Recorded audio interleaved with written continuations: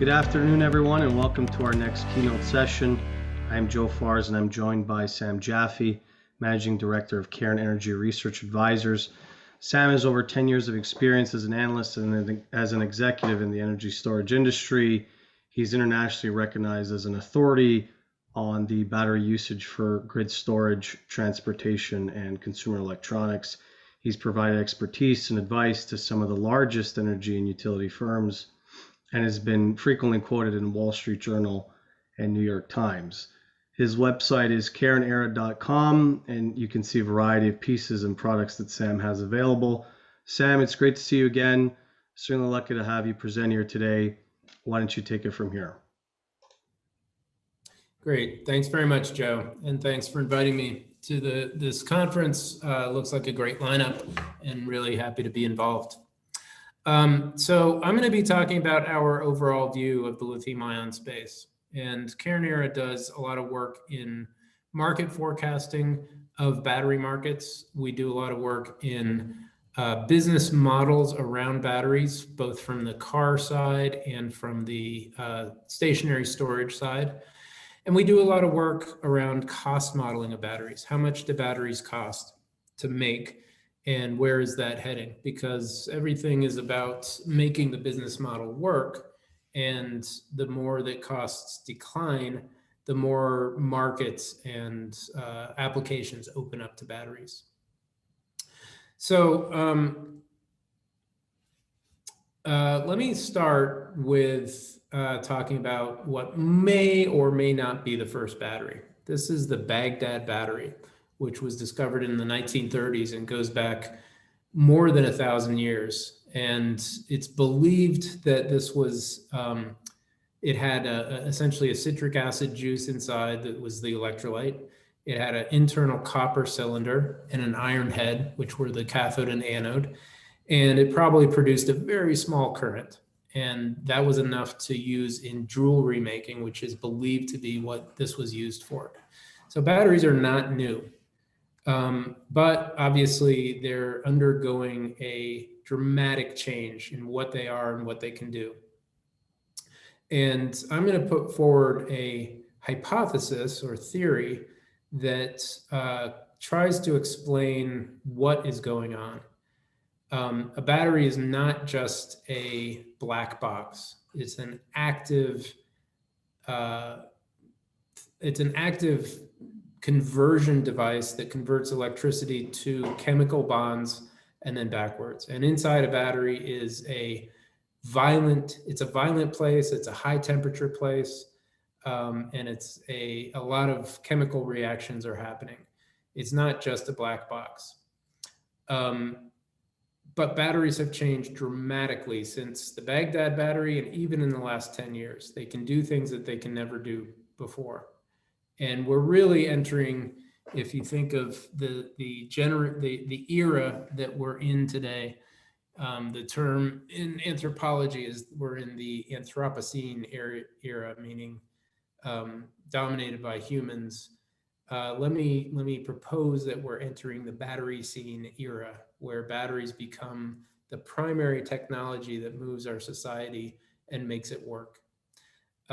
So obviously the batteries have changed, but here's my theory, and forgive me for triggering everyone around viruses, but keep in mind the human body has millions of viruses in it. All of them are beneficial or neutral. A few of them, as we all know, over the last year and a half are very nasty, but let's not concentrate on COVID. Let's talk about what a virus is.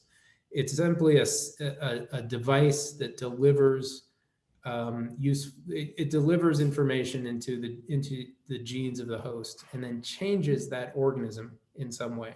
And I'm going to make a statement that the battery is a virus. It goes into devices that didn't have batteries before, and it fundamentally changes that device.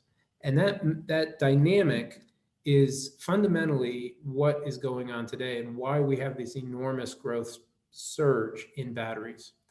And of course, we're entering a carbon challenged future, and that has something to do with it also. But I think it goes a little bit beyond that. It's a new technology that's extremely disruptive to basically everything in our economy and our society. So start with the example of phones. When Apple introduced the iPhone in 2007, they essentially, it was a cool device. We already had mobile phones. A lot of people used them. But this was something very different. Most people were quick to recognize that. And if I had been a phone analyst back then, I would have said, wow, this is really transformational. This is going to replace eventually this is going to replace every landline phone that's out there. But that's not how it worked. Actually, the number of phones today cumulatively is over 3.5 billion phones, whereas landlines were probably at most one for every 3 people back in 2007. Today, we've got a phone essentially one for every 2 people in the world. And that number actually probably will grow. So you can make the argument that the semiconductor caused this, or you can make the argument that the internet caused it. Both of those are true, but the battery is also just as or more significant. If you go back to the days of Michael Douglas in the movie Wall Street, remember, he was holding a huge brick to his head. That works in some cases, but it doesn't work for 3.5 billion handsets. How did that shrink? It was primarily the battery that got smaller. So it goes, the battery enters into a device, changes it dramatically, and the new device is different from how it was before and represents a much bigger market than it was before. Similarly, in power tools. So prior to 2010, around then, you had most power tools were corded, and the few that had batteries in them were something like that picture of the Bosch screwdriver. It was literally a screwdriver. You couldn't even get to drills. And then around 2010 and forward, you started to see the first lithium-ion batteries go into power tools. And suddenly you had a drill that was vastly superior to a corded drill for workmen and for homeowners. And that was due to the capabilities of the batteries. As those batteries got even better and better, today it's very rare to find a corded drill on a work site. And if you go to Home Depot, it's pretty hard to find them at all. And then you go to a work site and you'll find not just people with battery powered drills, but you'll find just, this charger, like in this picture below the drill, with multiple batteries plugged in. So the kind of the entire ecosystem of how a power tool works, both professionally and for homeowners, has changed dramatically. And that's why on the chart on the right, you see this is the actual growth of the power tool industry, not of batteries for the power tool industry, but of the power tool industry itself. And it's nearly tripled in size. And again, what's different between now and 2010? Battery operated tools.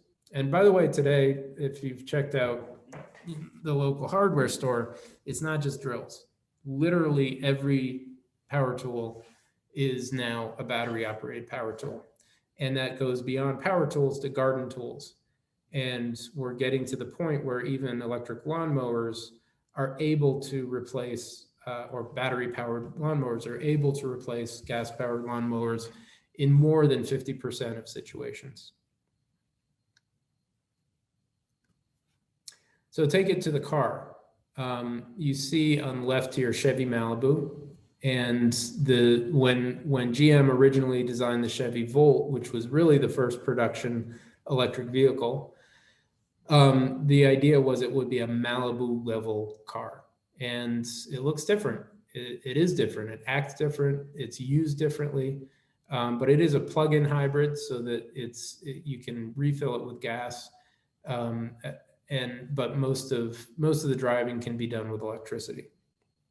So that's the car started to change. The impact of putting batteries in cars, you saw it start to change around that, what was that, 2010, I think, 2009, when they officially launched the Chevy Volt. And then go forward to the recent introduction of the Tesla Model S Plaid model. And you can see that's at least from the interior, obviously from the driving performance, it's literally the fastest acceleration ever made, but for a mass production car.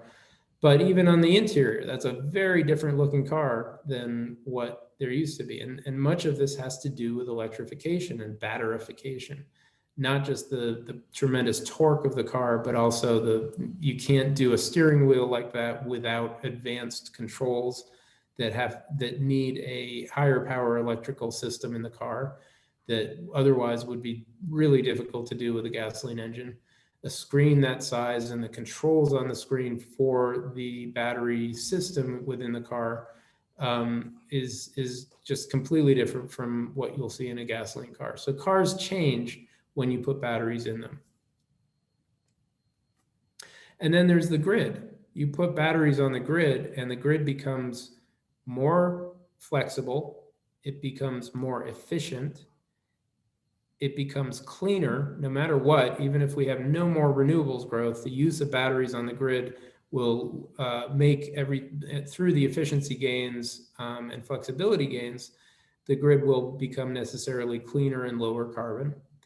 And it actually makes it cheaper. As we go forward, we enable higher penetration of cheap renewables, you'll actually see lower electric utility rates. Maybe not immediately, but that's going to be the long-term effect of batteries. And you don't get to high penetration renewables without battery penetration, without batteries coming on in a big way. And this chart is from California Independent System Operator, the California Grid Operator, and it just gives a sense of the amount of power being bid into CAISO and how that's so dramatically increased. And this is battery power coming from batteries has so dramatically increased from 2020 to 2021. And just in the last week, because of the Oregon wildfire, essentially knocked out an entire portion of the transmission system in California that's no longer available to them at a time when the heat wave has dramatically increased power usage through air conditioning. There hasn't been a general failure of the electrical system in California. And part of that is due to the balancing capabilities of the large number of batteries in that state.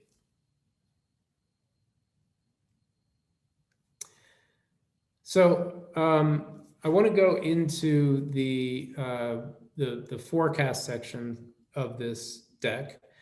And everything I've set up to now just kind of gives the context for why this growth curve is so dramatic. I think stepping back to what most people will talk about when they talk about batteries, which is the environmental improvements and carbon, specifically the improvements in carbon. And I think that these, obviously those are very important and they're a big factor in making a cleaner and lower carbon, hopefully eventually zero carbon world. However, I try not to forecast based on regulatory pressures because they tend to seesaw back and forth, and they tend to, there tends to be a lot of political positioning that doesn't always translate into actual industrial change. And so as much as there has been a sea change in regulatory frameworks, in budgeting frameworks from governments, and in new laws that impact how energy is used, how transportation is done, all of that is true. but it's only part of this picture. And it tends to be splotchy. So China has by far led the way in subsidization and regulatory changes to enable high penetration of electric vehicles. They are now close to 10% of new car sales every year have plugs in them, plugs and batteries. And they're also transforming their grid, both from a renewables perspective, but also from a battery storage perspective. Just one example is that the entire usage of backup power systems in their telecom network in China transformed literally within 1 year from diesel gensets to battery packs, involving hundreds and hundreds of megawatt hours of new installations of battery packs. And that was because of government regulation. So the Chinese government has definitely kind of been the pioneer in making this change happen. We're now starting to see that in Europe with the new car subsidies in Europe, which has had a dramatic growth in EV sales in Europe in the past year. And even in the US, although we don't have a big move towards subsidization or towards financial help from the government, even here, we're seeing some pretty dramatic changes. And by the way, in the US, it really is a state by state story, which I don't think people fully appreciate. California is a completely different place than Nebraska when it comes to EV penetration, when it comes to renewables penetration, when it comes to stationary battery storage. And in fact, California, we expect to have close to 60% penetration rate of electric vehicles in 2030. Whereas a place like, I don't know, let's say Alabama, Texas, and I don't mean to highlight the red-blue divide, it has to do with a lot more than just local politics, but you'll see much lower penetration rates in other states. And add those up, and cumulatively, we'll end up seeing, most of the electric vehicles and batteries go on the grid going into the Eastern Seaboard and California, and that adds up significantly. As I said, 25% penetration rate in the US, but a big part of that is California. So all of this is just to say that the regulatory environment is definitely moving in the right direction, but it's not I don't think it's as transformative in and of itself. The other factor here is ESG and the significant change in climate around corporate spending, corporate climate goals. And that's had an enormous impact on the oil industry, obviously, over the last year, and other industries too. So there definitely has been a change there, and that impacts batteries because you'll see higher corporate usage and buying of electrified transportation, of renewables, et cetera. Also, I think just as important as that is the impact of ESG on capital flows and the desire for investors to put their money into lower, carbon mitigation companies that have carbon mitigation solutions or other environmentally sound products.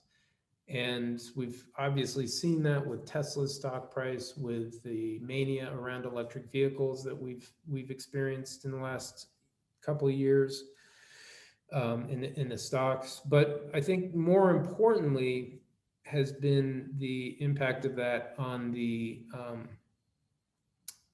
mining space, because that is one of the limiting factors in this kind of curve that you're seeing on this screen. So if we can't get enough materials to make these batteries,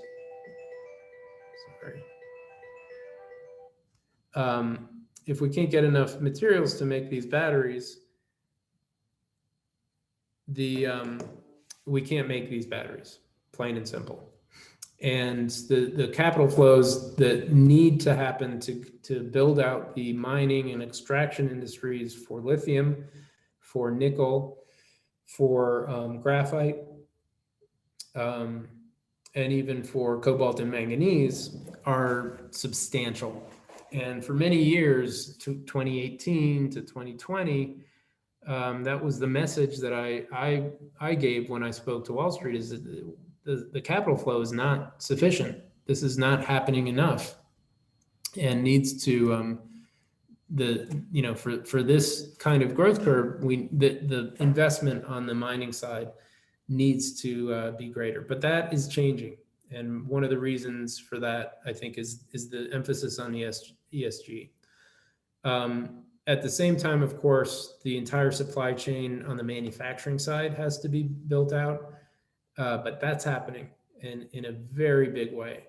And we've seen China able to do that when they with the transformation of their own battery and electric vehicle industry. In the course of about 5 years, they became the largest battery manufacturer in the world, and then significantly increased that market share to the point today where more than half the batteries in the world are made in China. That is definitely that can definitely be copied in North America and in Europe, and we're now seeing that happening today, both on the battery manufacturing side, meaning where they actually make the battery cells, but also on the entire supply chain. And that means chemicals factories for electrolyte, for cathode materials, for cathode precursor materials, for for the other components that go into the batteries.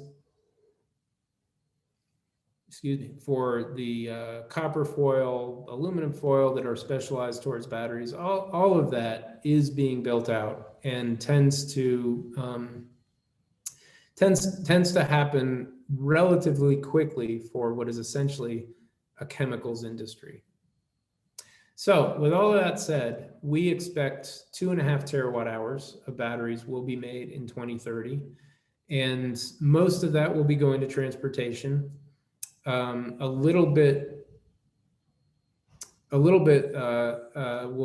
see a dramatic increase on the stationary side. The portable side is increasing. You can't really tell from these little orange segments, but it will essentially be doubling over the course of the next 10 years. But the big story is transportation. And with transportation, of that 2.5 terawatt hours, about 2 terawatt hours is going to transportation. And that's growing off of about 222 this year, 222 gigawatt hours, and then 834 gigawatt hours in 2025. So overall, we're talking about essentially 11x growth in this space. Most of that is going to passenger cars, no doubt about that. Most of it is going to battery electric vehicles as opposed to plug-in hybrid electric vehicles. And those battery electric vehicles are going to have big battery packs, which is why this number is so significant. Battery usage and forecasting is important to understand how many cars will be sold, but just as important is to accurately predict what the size of the battery packs will be, because a Chevy Volt, which has been discontinued, was 18 kilowatt hours, and a modern Model S, the new Model S Plaid, is over 100 kilowatt hour pack. So literally 5 times the size in one car. The main inhibitors to electric vehicles are cost. That's coming down, and we'll soon see competitive economy and low luxury cars being sold in electric platforms, but also range anxiety. And how do you solve range anxiety? Fast charging is one, but there will be limits to how fast we will be able to go, even with all of the progress being made in that front. It will never, in my opinion, emulate a gas station fill up in speed and convenience. But it'll get closer, so that helps. But the other thing is make a bigger battery pack. And the more batteries you can stuff in there, the longer the range will be. The other part of this that I'll point out is the micromobility element, which is small, e-bikes, e-motorcycles, etc. And that is just such a fascinating phenomenon. It's growing like crazy, and it's all because of electrification. An e-bike is a very different experience and use case than a traditional bicycle. And in some cases, it might even be a car replacement tool. On the stationary side, notice our numbers are significantly less for stationary than for cars, even though this is a transformative technology and it's really changing the grid and how it works. But even with that, globally, we expect 367 gigawatt hours going into the grid by 2030. You'll see Elon Musk saying that it's going to be something like 10 times that. That's a difference of opinion. Our numbers are lower primarily because of our experience in the power markets and understanding of how quickly things get built and how much gets built of any type of power product in a given year. It's a very slow moving industry, and it's an incremental industry. So even at 367 gigawatt hours, that's a lot of batteries being put in. So how does this impact the actual input materials? In other words, how much will need to be supplied? And these charts that I'm about to show you are lithium production capabilities, our forecast of that over the next 5 years, and the demand for lithium from batteries over the next 5 years. Now, keep in mind that the world used to produce about 100 kilotons of lithium, and that went into other products, whether it was pharmaceuticals or greases or windows, glass industry, and that will mostly always be there. So this is just the battery demand. So add an extra 100,000 tons to these numbers, and you can see the, it gets razor thin. Now, this is based on our expectation of which projects will be built over the next 5 years. Obviously, there's a lot of uncertainty in which ones will or won't be built. But this is our forecast for new mines and extraction facilities over the next 5 years. I would say that for a typical mining industry, this is really tight. This is really the supply and demand differential is extremely tight. And there's not much that can be done about that. You can't just build a new mine in a year to make up for this. There's always a 3 to 5 year lag between the decision to do it and the actual production of material. And we'll see that start to show up in 2025. Despite the massive growth in this industry, you will still see relatively close differential. Then let's go to nickel. I could make the argument that a lithium-ion battery is actually a nickel battery because in most cases nickel is the accounts for most of the mass of that battery. That's true of all the ternary cathodes, meaning the NMCs and NCAs, and going to higher nickel and lower cobalt is of course everybody's goal. And eventually going to higher nickel, but even higher manganese proportion and low or no cobalt is the goal, because nickel is significantly more expensive than manganese. So let's talk about nickel. Nickel is not a simple problem. Obviously, the world makes a lot of nickel. It's one of the three most mined materials that we have. Somewhere between 2.5 and 3.5 million tons per year can be produced. So these little numbers for the battery demand are, it gets to be significant by 2025, and by 2030 it becomes about 30% of the nickel required. So that's definitely a big impact on the nickel industry, but still it's not like lithium where the industry is going to grow 10x over the next 10 years. So why is this a problem when you see this big differential between nickel supply and nickel demand? It's not just about the mines, it's about the refinery capabilities. And that is where battery grade nickel comes in. Most nickel would not qualify for batteries. You're going to need a much higher purity levels, the right types of impurities. And on top of that, because of the ESG impact of the mining industry, people are going to pay extra and want to have lower carbon, lower environmental footprint projects.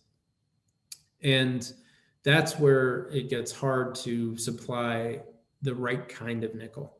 And that's what's needed. And add up the amount of refinery capacity that's needed for the battery industry, and you're still talking about tens of billions, maybe as much as $100 billion worth of capital investment required over the next 10 years to meet battery nickel demand. And finally, cobalt. So cobalt is also, it's clearly the biggest problem in the battery supply chain. And we do expect that cobalt will be severely limited. It's not a material that you can easily just build a mine for. There's a few cases where new mines could be and probably will be built, but most cobalt is produced with other materials at other mines. And it's still, even at the high cobalt prices today, $55 or so, it's still difficult to increase mine production just for the cobalt when it's only a few percentage points of the ore compared to much higher percentage points of the other material that's being co-harvested. So the cobalt essentially doesn't have a solution, whereas everything else can be solved with capital, with investment, and with execution. There's plenty of lithium in the world. There's plenty of nickel in the world. There isn't enough cobalt if we were to continue on the road that we're going today in terms of the cathode chemistry choices. There literally is not enough cobalt. The only reason why this cobalt supply number is growing as much as it is from, I think it's about 120, 140 today, up to, we're saying it can get to 200, maybe 300. The only reason why that's growing significantly is recycling. So, we're now entering a period where lithium-ion batteries are being recycled significantly, and they're being the other element of cobalt. Whereas the car batteries, the stationary storage batteries are desperately moving towards low or no cobalt cathode chemistries. The consumer electronics industry is not. They'll pay whatever they need to pay for a battery that does what they need it to in a phone or a wearable. So that demand is not going away. And with that, and as the cobalt pricing gets more and more stressed, recycling of consumer electronics devices and the batteries in them becomes more and more attractive. So we're actually seeing a big increase in supply of cobalt because of successful recycling capabilities and the movement towards collection, reverse logistics of collection of consumer electronics. And by the way, a consumer electronics battery is lithium cobalt oxide, which makes cobalt the highest proportion of mass in that battery of anything else. So with that said, this is that's the end of the deck. And hopefully I've made my case without giving everybody horrible flashbacks about viruses. It's the monumental nature of the transformation of the energy industry, of the transportation industry, of the consumer electronics industry is we don't just happen to be living in an age where everything is changing as dramatically and drastically as it is. Semiconductors have clearly been a big factor in all of that. But again, just as importantly is the changes to batteries and how batteries work. So I'll stop there. That's perfect, Sam. I really appreciate that. Just want to get into a couple of questions here while we have 5 minutes left. I want to touch on the regulatory seesawing you had mentioned. We see that China is obviously leading the way in subsidizations. And in the past, they had quickly reacted, on the pulse of uptake of EV penetration. They had scaled back on size and battery types, which was really impressive to see. But as we look at new areas of investment, I can't help but think that Europe is presenting to be the next big market. Potentially displace some of that EV supply chain market share. And seeing that the European Commission is now looking for defined carbon footprints for its EVs. I mean, is that the sort of regulatory framework that we need to start seeing in order to spur that much more adoption? Yeah, I think the dramatic increase in EV sales in Europe starting in Q4 2020, that was a subsidy issue.